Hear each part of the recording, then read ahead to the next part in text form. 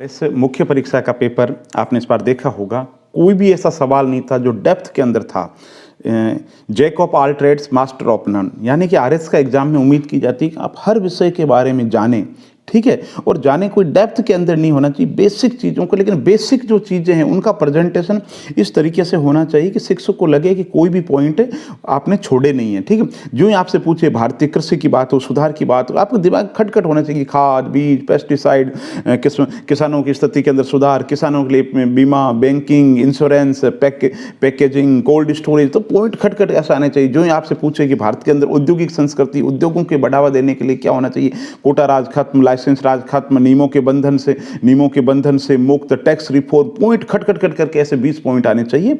तो सवाल ये है कि आप बहुत ज़्यादा किताबें पढ़ने की बजाय चिंतन ज़्यादा करें और सोचें सिलेबस के एक टॉपिक के ऊपर कि इसका क्या उत्तर हो सकता है। जो आपसे पूछा जाए रिको, तो दिमाग के अंदर फ्रेमिंग होनी चाहिए कि 69 के अंदर स्थापित और कार्य जो इकाइयाँ, औद्योगिक इकाइयाँ हैं, उनको दीर्घकालीन ऋण देना, मध्यकालीन ऋण देना, इस तरीके से ये पार्क चला रहे हैं, ये ग्रोथ सेंटर चला रहा, खटाखट दिल्ली मुंबई इंडस्ट्रियल कॉरिडोर चला रहा है, वर्तमान के अंतर्गत रिको के हेड ये। तो कहने का मतलब है 90% जो चीजें हैं ना ऑन द स्पॉट तैयार करने के बजाय घर से आपके पास में तैयार होनी चाहिए। आप देखो आरएस के एग्जाम के अंदर रिजल्ट आता है तो सारे कैंडिडेट ऐसे सेलेक्ट होते हैं, जो कोई भी ऐसा कैंडिडेट नहीं होता है कि जो विलक्षण प्रतिभा का धनी, ग्रामीण पृष्ठभूमि का आदमी सेलेक्ट होता है, ऐसा व्यक्ति जिसने कोचिंग नहीं की वो भी सिलेक्ट होता है। लेकिन होता कौन है, जिसको सारी की सारी चीजें उंगलियों पर याद हो, ऐसे टिप्स। जो ही उससे पूछे कि माही बजाज सागर परियोजना, अब आप वहां सोचते हो कि माही बजाज सागर परियोजना ही राजस्थान की, गुजरात की परियोजना,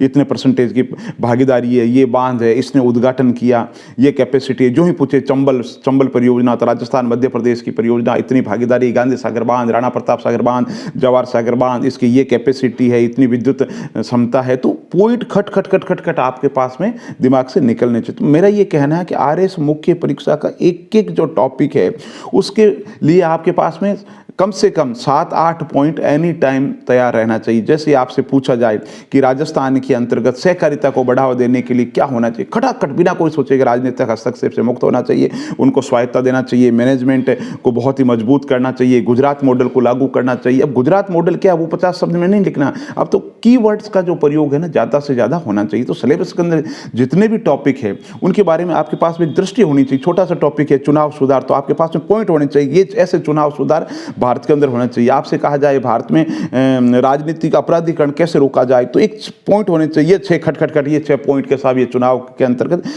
ऐसे सुधार होना चाहिए, राजनीतिक अपराधीकरण है ऐसे रोका जाना चाहिए। आपसे पूछे कि साहब राष्ट्रपति की शक्तियां किन किन तत्वों पर निर्भर करती है, तो ये 3 तत्व के साथ जिन पर राष्ट्रपति की शक्तियां या स्थिति जो है वो निर्भर करती है। तो कहने का मतलब है चाहे साइंस और टेक्नोलॉजी हो, चाहे ज्योग्राफी हो। अब ज्योग्राफी के अंदर हम क्या करते हैं, हम सोचते हैं कि साहब भूकंप की बेल्ट है, लिख करके आ जाएंगे। अरे 50 शब्द में पूछेंगे तो प्रशांत पेटी, अंदर क्या लिखोगे, अंदर का मेटल भी आपको चीजें याद होनी चाहिए। हम सोचते हैं सीधे वहां लिख देंगे, जैसे ज्वालामुखी बेल्ट पूछे, ठीक है, तो अंदर का मसाला है ना वो हमारा खत्म हो जाता है, फिर हम उसमें तुक्के मारते हैं, नंबर नहीं आते हैं। जैसे सपोज करो आपसे पूछे कि भारत के अंतर्गत भूकंप संभावित क्षेत्र, ठीक है, तो आप 1-2 नाम याद आते हैं, फिर हम फुस हो जाते हैं। तो 50 शब्द के अंतर्गत मेटेरियल होना चाहिए। आप सोचो, जो ही पूछे भारत के अंदर प्राकृतिक आपदाएं, तो आपके पास में आना चाहिए कि ये प्राकृतिक आपदाएं हैं भारत के अंतर्गत, ठीक है। इसी तरीके से पूछ ले कि प्राकृतिक आपदाओं से निपटाने के लिए क्या रणनीति होनी चाहिए, तो पॉइंट होने चाहिए। तो मुख्य परीक्षा के लिए एक टॉपिक पे पढ़ो और चिंतन करो, किताब को किनारे रख दो और फिर सोचो कि आप उत्तर क्या लिख सकते हो, दोस्तों से चेक कराओ और इस तरीके से तैयारी करो। बहुत बहुत धन्यवाद।